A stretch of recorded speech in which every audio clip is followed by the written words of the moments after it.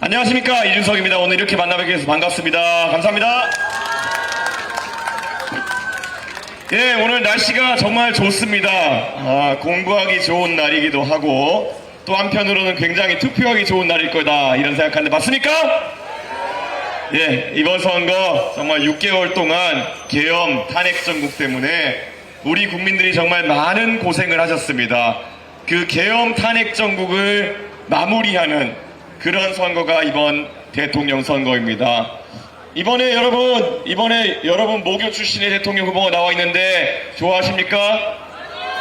예, 반응이 별로 안 좋은 것 같네요. 예, 이번에 사실 대한민국의 이 혼란을 끝내기 위해서 여러분께서 주권자로 어떤 선택을 하실 때가 왔습니다. 대한민국의 산적한 문제 중에 어떤 것을 다뤄야 하고 어떤 것을 해법으로 삼아야 하는지 여러분께서 선택해 주실 시점이 왔습니다. 자, 지난 한 7, 8년 동안 대한민국의 정치가 어떻게 흘러왔는지 여러분 잘 아실 겁니다. 2017년 박근혜 대통령이 탄핵된 이후 그때부터는 양세력이 정권을 번갈아 가지면서 서로 복수하기 위해서 애썼습니다. 그때도 탄핵이 있었고 탄핵 이후에 문재인 대통령께서 많은 지지를 받으면서 대통령이 되셨습니다. 그런데 그 동력을 대한민국을 개혁하고 대한민국의 중요한 문제들을 푸는 데 사용하지 않고 윤석열 검사라는 사람을 불러들여서 적폐청산을 하라고 했습니다. 그 결과 여러분이 아시는 것처럼 많은 사람들을 감옥에 넣는 그런 시도가 이어졌고 결국 양 진영의 복수와 증오심이 자리하게 되었습니다. 이번에 윤석열 대통령이 당선되고 나서도 다르지 않았습니다. 결국 윤석열 대통령은 야권과의 극한 대립을 선택했습니다. 그래서 결국 서로 감옥에 보내려고 하고 서로 방탄하고 이런 것들로 대한민국의 중요한 시간이 모두 흘러가 버리고 만 것입니다. 그래서 저는 오늘 여러분께 제안하고자 합니다. 적어도 대한민국에 가야 할 곳은 왼쪽도 아니고 오른쪽도 아니고 앞에 있다라는 생각을 저는 합니다. 이번에 여러분께서 대한민국의 중차대한 문제 중 하나인 국민연금 개혁안을 빨간당과 파란당이 어떻게 처리하는지 보셨을 겁니다. 빨간당과 파란당의 의원들이 야합해서 통과시킨 국민연금 개혁안이라는 것이 더 내고 더 받기라고 이름 붙여져 있지만 사실은 누가 더 내는 겁니까? 바로 여러분과 아직 태어나지도 않은 미래 세대가 더 내는 것입니다. 더 받는 게 누굽니까? 당장 연금 수급을 개시하는 기성세대가 더 받는 겁니다. 여러분이 더 내고 나서 나중에 받으려고 할 때쯤이면 인구 구조가 피라미드형이 되어가지고 도저히 연금 제도를 지탱하기 어려운 상황이 올 것이라고 합니다. 여러분, 그렇기 때문에 이것이 바로 여러분과 미래 세대를 속이는 야합이라는 것입니다. 이런 야합하는 정치 바꿔야 되지 않겠습니까? 개혁신당이 의석이 적지 뭐가 지금까지 틀린 말을 그렇게 해왔습니까? 개혁신당은 지금은 비록 지적을 받더라도 나중에 봤더니 그래 개혁신당이 하는 말이 맞구나 라는 평가를 듣는 것을 저희는 목표로 합니다. 저희가 처음에 전장현 문제에 있어가지고 장애인들이 의견을 이야기하는 것은 좋다 하지만 다수의 불편을 초래해서 그것을 관철시키려고 하는 것은 비문명이라고 했을 때 여야 막론하고 공격을 받았습니다. 하지만 지금 시간이 지난 뒤에 많은 분들은 아실 겁니다. 결국 그런 식으로 시위해가지고 관철시킬 수 있는 것은 없다. 저처럼 TV 토론을 하자, 공적인 영역에서 다 같이 이야기해보자 하는 것이 오히려 문명사회에서 우리가 갈등을 풀어가는 방식일 것입니다. 그것 외에도 제가 작년에 노인 무임승차제도 이제는 바꿔야 될 때가 왔다 이렇게 얘기했을 때 많은 공격이 들어왔습니다. 하지만 확실한 것은 무엇입니까? 올해 들어서 많은 기사가 나고 있습니다. 더 이상 서울 지하철이 1,400원대 요금제를 유지할 수 없다는 것입니다. 여러분 지금 통합하면서 지하철 타고 버스 타고 많이 이동하실 텐데 지금 원가 기준으로 하면은 서울 지하철과 버스 요금이 2,000원대로 올라서게 될지도 모른다고 합니다. 이제는 우리가 이 부담을 나눠서 져야 할 상황이라는 제 주장이 결코 틀린 것이 아니었습니다. 여러분들이 들고 다니는 기후동행카드, 그 기후동행카드 제가 대선 공약으로 지난 대선 때 만들었던 것이고, 그리고 그 전에 오세훈 서울시장 캠프에서도 제가 제안했던 것입니다.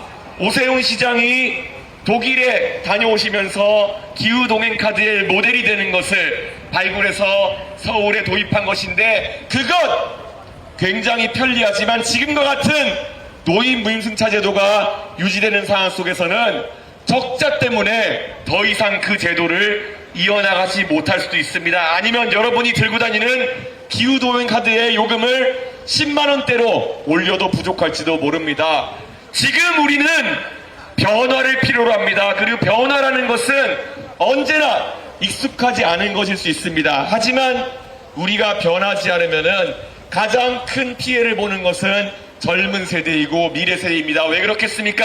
지금 국회에 평균 연령 58세라는 국회의원들은 10년, 15년만 그렇게 살다가 은퇴하면 되지만, 여러분과 제가 살아가야 대한민국은 앞으로 40년, 50년 더 이어져야 되는 것이고, 지금 개혁하지 않으면 우리는 누적된 모순 속에서 결국 우리의 많은 것들, 복지, 재정, 교육, 많은 것들이 열화되는 것을 경험하게 될 것입니다. 그래서 저는 이번 선거에 와서 여러분의 대학교 선배인분과 다르게 완전 다른 이야기를 하고 있습니다. 그분은 모든 것을 해주겠다고 합니다.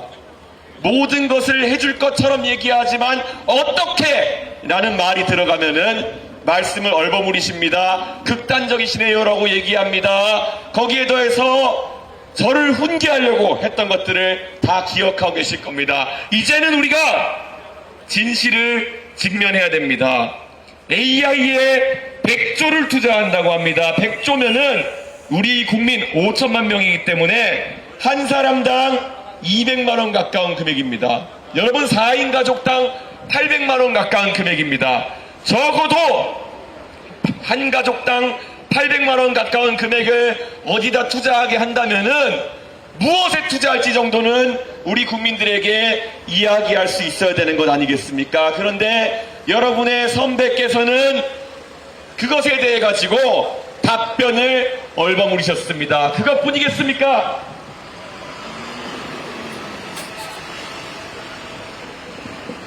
이미 건강보험료 대한민국의 총액이 97조 원 정도 됩니다.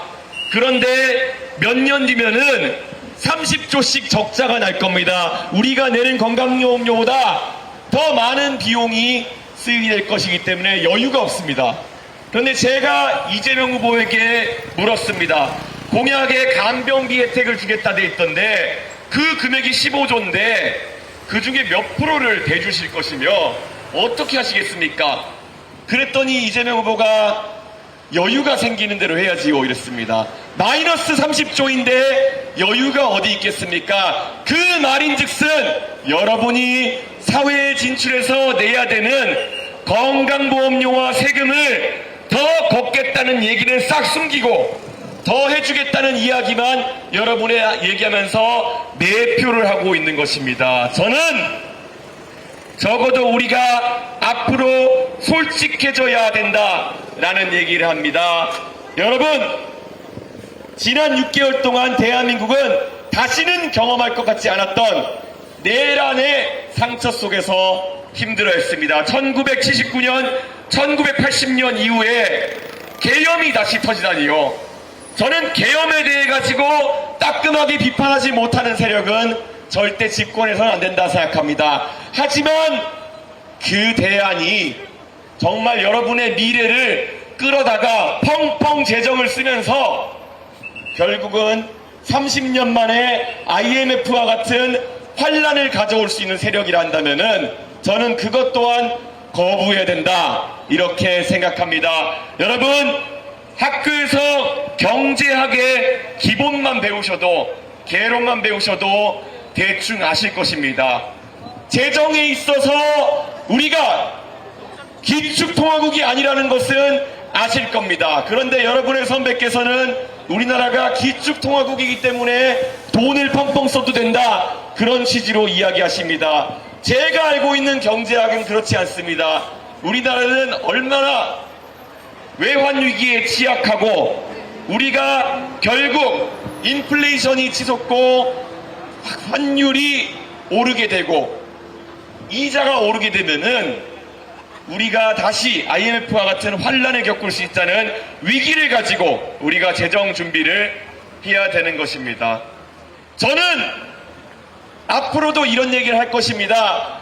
무엇을 해주겠다, 내내 다 해주겠다 이런 얘기를 하는 정치인과 다르게 우리가 직면하는 위기에 대해서 이야기할 것이고 그것을 다 같이 어떻게 관리할 것이냐에 대한 이야기를 하겠습니다. 이것이 대한민국이 지속 가능하게 갈 수 있는 방법이다라고 저는 확신하기 때문입니다. 여러분, 대한민국, 저희 조국, 여러분의 조국, 대한민국은 정말 우리에게 많은 기회를 제공해온 나라입니다. 그래서 저는 너무 감사합니다. 대한민국이라는 나라, 서울의 지하철 종점에서 살던 저에게 조금씩 사회의 중심부로 올라올 수 있는 기회를 제공했습니다. 그 기회를 믿고 저는 여기까지 왔습니다. 그런데 만약에 저와 반대되는 정치 세력에서 여기 계신 모든 분들이 꾸준히 성장하는 본인을 꿈꾸는 것이 아니라 누가 얘기했던 것처럼 가재, 붕어, 개구리에 만족하는 삶을 사는 것을 비전으로 제시한다면은 저는 우리가 완강하게 거부해야 된다 그렇게 생각합니다. 여기서 제가 지적하고 싶은 것, 대한민국의 모든 사람은 공정한 경쟁을 통해서 가장 높은 것도 꿈꿀 수 있고 가장 좋은 것을 꿈꿀 수 있는 사회가 돼야 된다. 그 사회의 정신이 유지되어야 한다. 이렇게 말씀드리고 싶습니다. 대한민국 이제 앞으로 가는 선택을 해야 됩니다. 좌도 아니고 우도 아니고 앞으로 나갈 수 있는 선택. 이번에 투표용지를 보시면 선명하게 나와 있을 것입니다. 서로를 감옥 보내겠다, 방탄하겠다, 그런 것이 정치의 목적이 되는 사람들은 절대 미래를 만들어 나가지 못할 것입니다. 제가 열심히 해서 대한민국을 지속 가능한 성장의 국가로 만들어서 여러분에게 보답하겠습니다. 아직까지 투표 안 하신 분이 있다면 소중한 한 표를 부탁드립니다. 벌써 투표하신 분이 있다면 여러분의 경험을 주변에 전파해 주십시오. 그 표가 10배, 20배로 불어나면은 당연히 6월 3일 대한민국은 바뀝니다. 그 바뀐 대한민국, 여러분의 대한민국입니다. 열심히 봉사해서 결국 대한민국은 뒤로 가지 않는다 보여드리겠습니다. 열심히 하겠습니다. 감사합니다.